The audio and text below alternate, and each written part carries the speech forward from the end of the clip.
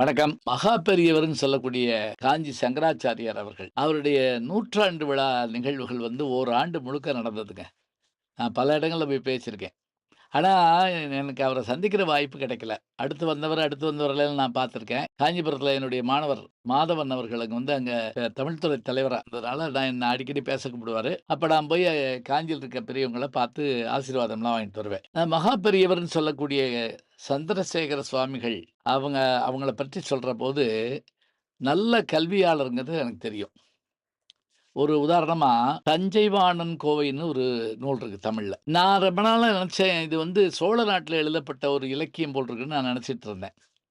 1956ல வந்த தீபாவளி ஆனந்த விகடன் மலர்ல எப்போதும் போல பெரியவருடைய படம் போட்டு, உள்ள அவருடைய ஒரு கட்டுரை ஒண்ணு இருந்துச்சு. அவரு சொன்ன செய்தி. இந்த சதஸ்ன்னு சொல்லக்கூடிய அந்த அறிஞர்கள் மாநாட்டுல அவர் வந்து ஒரு விஷயத்த சொல்றாரு. இந்த தஞ்சைவாணன் கோவைங்கிற இந்த சிற்றிலக்கியம் தஞ்சாவூர் எங்க இருக்கு தெரியுங்களா? நம்ம திருப்புவனம் பக்கத்துல இருக்கு. தஞ்சாவூரை ஆண்ட வானாதிராயர்களுடைய காலத்தில் எழுதப்பட்ட நூல் அப்படின்னு அத வந்து ஒரு குறிப்பு குடுத்திருந்தார். எனக்கே ரொம்ப வியப்பா இருந்தது. பாருங்க, வானாதிராயர்கள் தான் நம்ம வந்தியத்தேவன்னு கேள்விப்படுறோம் இல்லையா? பொன்னியின் செல்வன்ல. அவன் வந்து வானாதிராயர்களுடைய பரம்பரை. என்னுடைய நண்பர் வேதாசலம் அவர்கள் வானாதிராயர்கள் பற்றி ஒரு புத்தகமே எழுதியிருக்கிறாரு. இந்த பகுதியை ஆட்டவர்கள். அதனால தான் மானாமதுரைங்கிறது என்னன்னு கேட்டீங்கன்னா, வானவன் மாமதுரை தான் அது. சரி, இந்த செய்திய நான் படிச்சிருக்கிறேன். அவர பற்றி ஒரு அபூர்வமான செய்தி ஒண்ணு இப்ப பார்த்தேன்.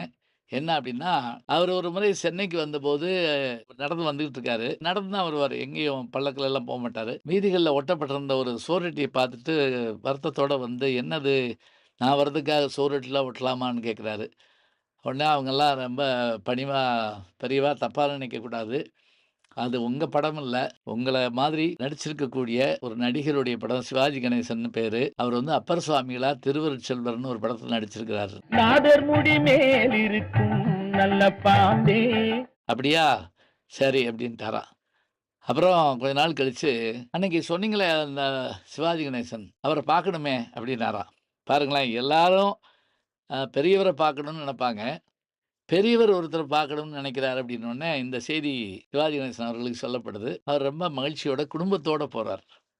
குடும்பத்தோட போய் மாலை நேரத்தில சந்திக்கிறதுக்கான வாய்ப்பு கிடைக்குது. உள்ள வரம்போது அவர் சொல்றாரு, "மின்சாரம் கூட அப்ப தடைப்பட்டுருச்சு. கணேசன் நீங்க தானா?" அப்படின்னு கேட்டாரு.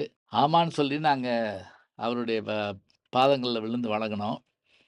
"நான் ஏன் உன்ன பார்க்கணும்னு சொன்னேன் தெரியுமா?" அப்படின்னு கேட்டுட்டு அவர் சொல்லியிருக்காரு, "நான் சமீபத்தில திருப்பதி போயிருந்தேன். கோயில் மரியாதைக்காக யானை எனக்கு மாலை போட்டுச்சு. அந்த யானை மாலை போட்ட உடனே, இந்த யானை ஏதுன்னு கேட்டேன். சிவாஜி கணேசன் வாங்கி குடுத்தாரு." அப்படின்னு சொன்னாங்க. அப்புறம் திருவானைக்காவுக்கு வந்தேன். திருவானைக்காவிலயும் யானை மாலை போட்டது. இந்த யானை ஏதுன்னு கேட்டேன். யாராவது ராஜாக்கள் வாங்கி குடுத்தாங்களான்னு கேட்டேன். இல்ல இது சிவாஜி கணேசன் தான் வாங்கி குடுத்தாருன்னாங்க. அப்புறம் புன்னைவனம் மாரியம்மன் கோயிலுக்கு தஞ்சாவூருக்கு போயிருந்தபோது, அங்கேயும் யானை மாலை போட்டது. இந்த யானை ஏதுன்னு கேட்டேன். இதுவும் கணேசன் தான் வாங்கி குடுத்தாருன்னு சொன்னோனே, எனக்கு ரொம்ப வியப்பா போச்சு.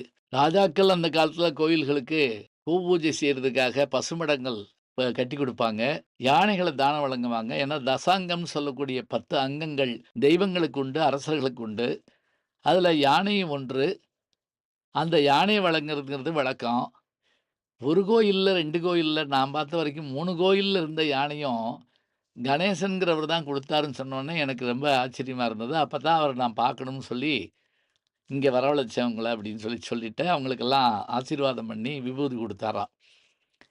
இந்த செய்திய கேட்கிறப்ப, நமக்கு எவ்வளோ மகிழ்ச்சியா இருக்குது. நம்ம வந்து திரைத்துறையில் உள்ளவர்கள் வெறும் நடிகர்களாக பார்க்கிறோம். அந்த நடிகர்கள் அவர்களுடைய மனதின் ரீதியாக பார்த்தா, அவர்களுடைய நம்பிக்கை, அவர்கள் தருகின்ற கொடை, வெளியிலேயே தெரியாம செய்கின்ற நல்ல காரியங்கள், இதெல்லாம் பார்க்கிறபோது, உண்மையில் கர்ணனாக நடித்த அவர், கர்ணனாகவே இருந்திருக்கிறார் அப்படிங்கிறதையும் நாம பார்க்கிறோம். இவை எதற்காக என்று கேட்டால், நம்முடைய வாழ்க்கையில் நமக்கு வாய்ப்பு கிடைக்கிற போது, நம் செல்வத்தை நல்ல வழியில் பயன்படுத்துவதற்கு நமக்கு ஒரு வாய்ப்பு கிடைத்தால், பெரியவர்களுடைய ஆசீர்வாதமும், ஆசியும் கிடைக்கும் என்பது உண்மை.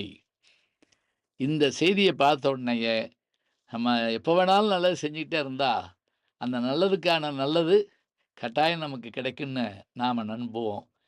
நிச்சயமாக அது நடக்கும். நல்ல செய்திகளை நாளும் சிந்திப்போம். நாளை சந்திப்போம். வணக்கம். ஜி. ஞானசம்பந்தன்.